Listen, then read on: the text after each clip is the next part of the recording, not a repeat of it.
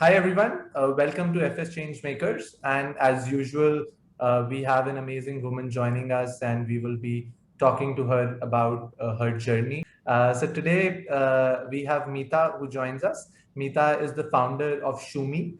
At Shumi, she's trying to bring back in playing for kids through the toys that they make. Meeta has been a researcher with IBM, TJ Watson.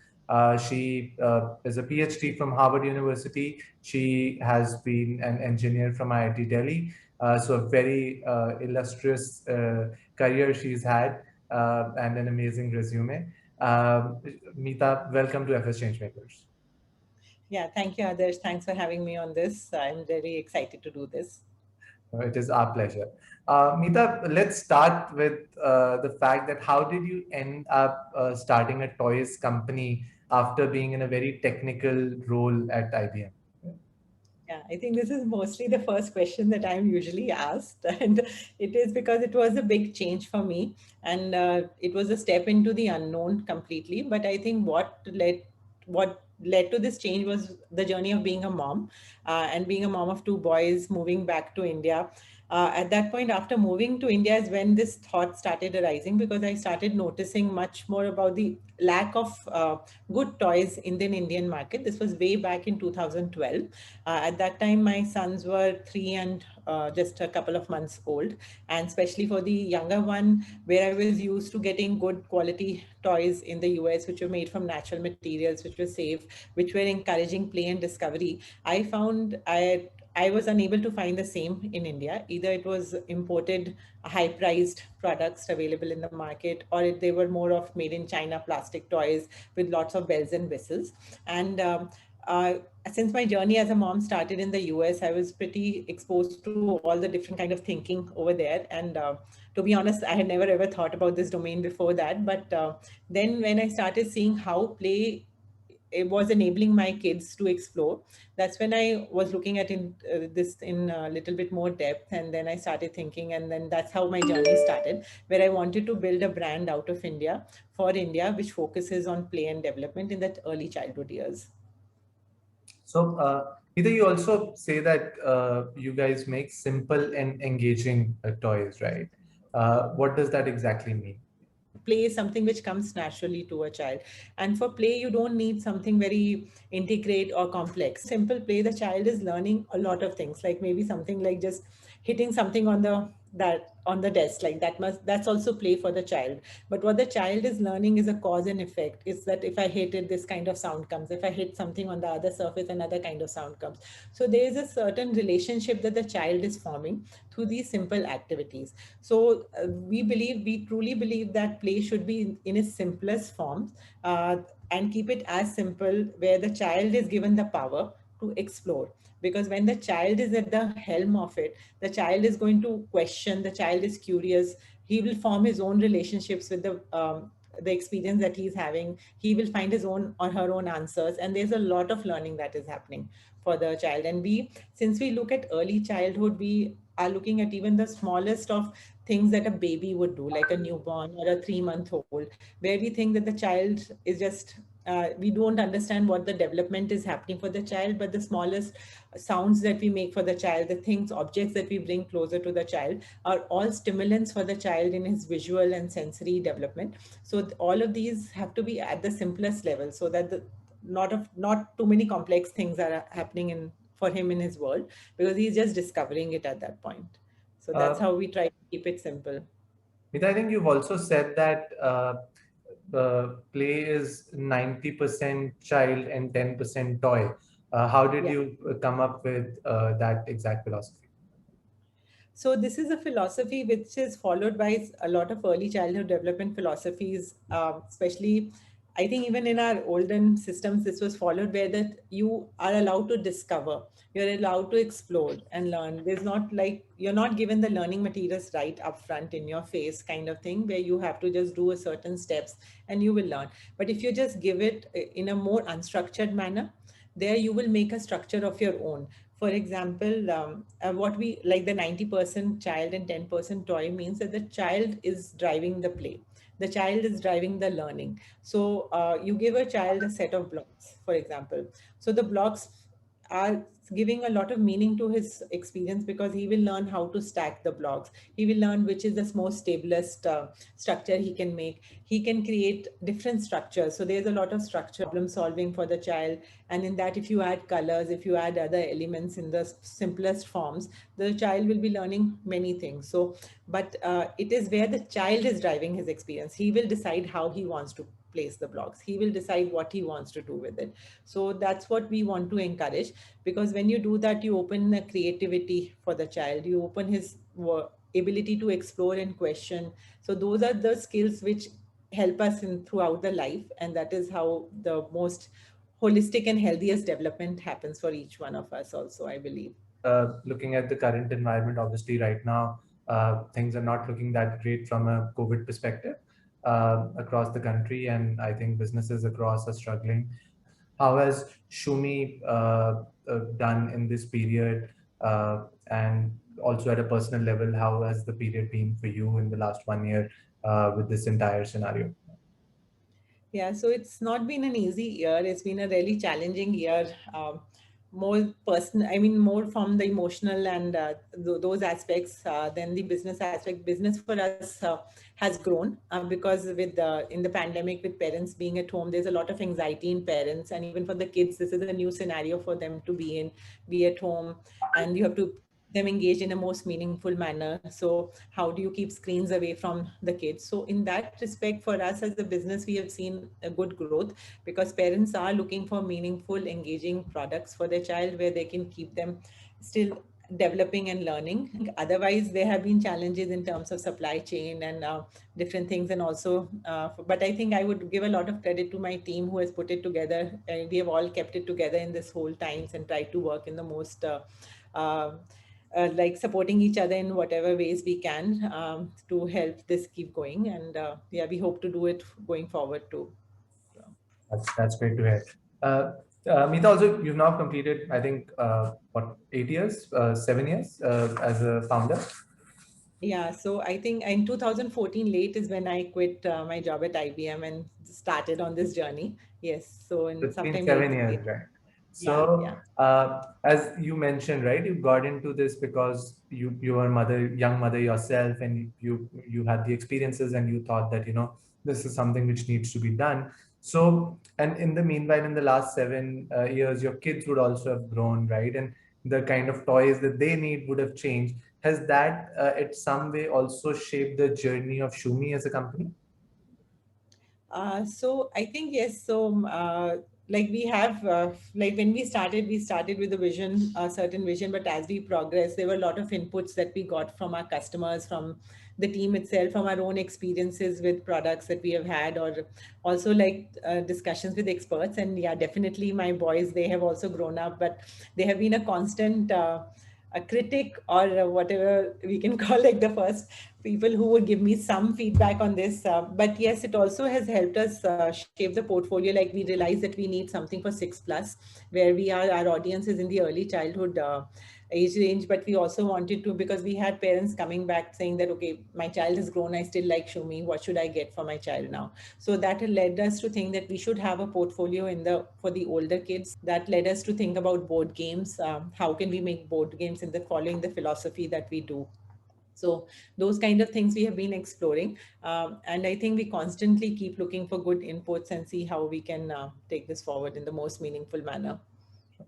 And also, would you say that your own journey, or rather your own experiences as a child back in the day, have also had some sort of effect on the kind of toys that you wanted to build and things like that? More than, I think, my journey, it has also been the observation of seeing my kids, how they have played with like as a mom, my observations as a mom, to understand what goes behind, I mean, in child's mind. Like for example, any product, even now, I mean, even now when I give them a 3-year-old product, there's a different way they approach the product than what we would have thought. For example, they are older now, but still there is a childlike curiosity in the kids. They look at things differently. So those kind of things have shaped certain things where we knew that if we introduce this, then we should also have an element of this kind of play in the toy. So, and definitely what also has shaped us is that we constantly also get like our conversations with our customers, the parents that have been with us on this journey, where we keep asking them what more would they like to see from us as a brand, or what did they like or not like about us. So those things keep helping us do it. And lately, we are also engaging with some of the experts in this domain much more than what we have done earlier. But now we are looking to see how we can have more the best offerings for play and development. You also mentioned that the your experiences in the US and the kind of toys and things that you saw there also were a big encouragement for you to start up and because you thought that that's a gap. But how was the entire experience of moving back from the US and leaving a pretty comfortable job at IBM and starting up afresh in India in a field which at some level was completely new to you? It was, I think it had its own moments when I started. I mean, the move itself was mostly to be with family over here. And then the journey to get into Shumi definitely was a little bit of a scary one. But I think at that point I was pretty convinced, and I knew that this is something which I would really want to try out. I would really want to see. And I also, one thing which was more clear to me was also that we wanted to make it as a brand out of India. We did not want to go sourcing things which were already there and made in China, or build a brand using that or any other markets. We wanted to build a whole manufacturing base in India.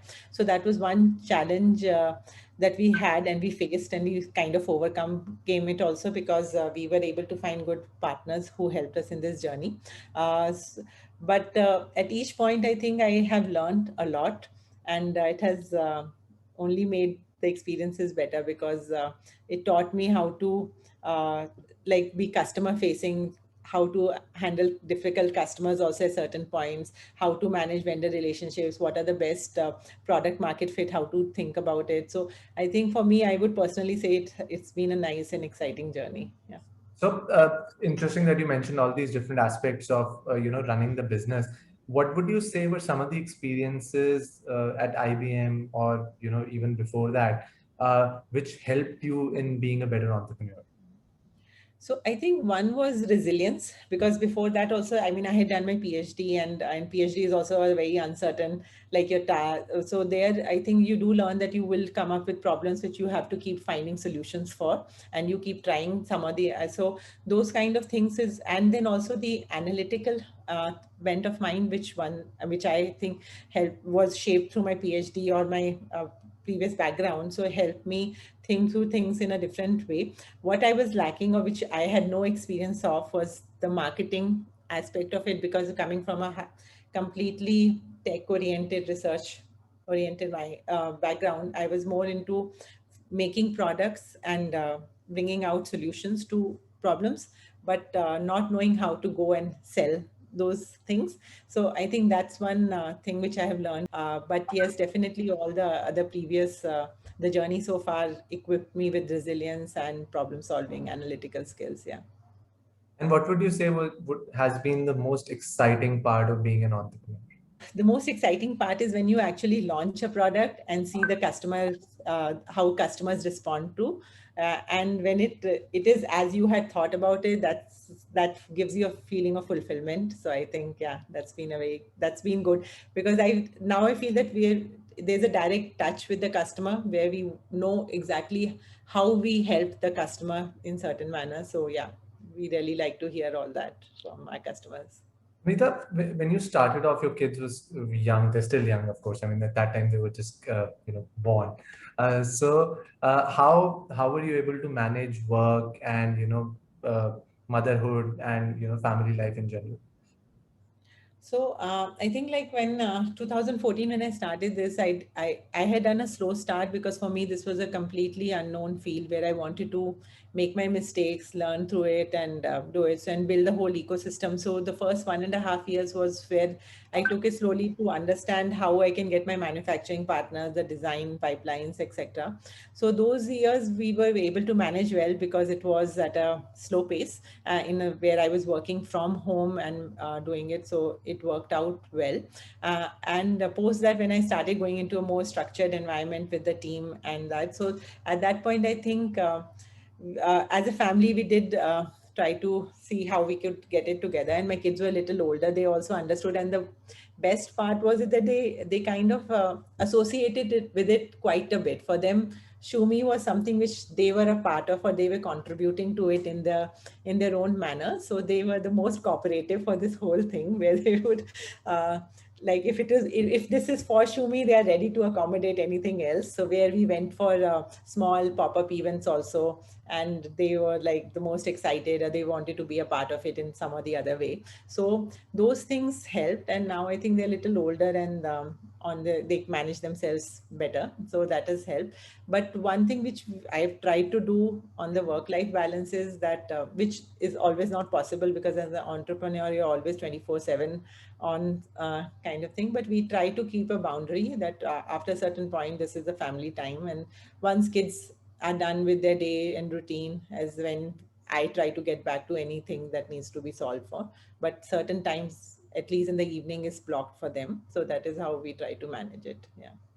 And one thing that we try to feature as part of these conversations is bring about one particular instance from our guest life, which has had a very profound impact on them, which has changed them as the kind of person they are or shaped them in a certain manner. So, what would you say that one instance from your life has been? I think that's a tough one, because I think there are many instances which have shaped, like even my journey with Shumi shaped me in many ways. But I think if I go back and just see where and how, what I was like growing up as a kid and how things shaped. So I think one thing was when in high school level, when I came to know about there's something exists which is called IIT, and I would want to get into it. So that was one thing which I think changed the course of my life, because I was not a kid who knew what she wants to do in life. But I think once I said, that was the first challenge that I had taken up in life, and working towards that and getting into it. And I think the whole experience was something which gave a different direction to my life, and I really look back at it very fondly. Also, one constant that we have as part of all our conversations is a rapid fire round that we do to end these conversations. So I'll get started. Yeah, sure. Who are the three Indian women that you look up to? So I think Indra Nui, then Padam Shri Warrior, and Roshni Misbah. Which are the five wardrobe staples that you always have with you? So I'm pretty fond of the color blue. So I always will have something blue in my wardrobe, especially a blue plain shirt, like for a formal shirt, a formal white shirt. Then I khaki pants, and then good earrings and a stole. Yeah. Awesome. And lastly, is there any particular message that you would like to share with all the people who are watching us today? Okay. So I think it can be a little cliched. I think everyone hears this all the time. But I truly believe that if you really want to do something, one should just try it out. The journey may not be what you have thought it should be. It will keep taking its own turns and changes, and everything will happen. But if I mean, it's something worth trying. If you're really passionate about something, and that's something which I've really followed through my life, and as which has also shaped me. So I think it's always good going after your passion, and wherever it takes you, you will always learn something. But it may be a cliche, but the fact is, if you want to do something, just do it. And Yeah. it is a great message to end this conversation on. Meeta, thanks so much for taking out the time. It has been an absolute pleasure. Thank you, Adarsh. It was really nice.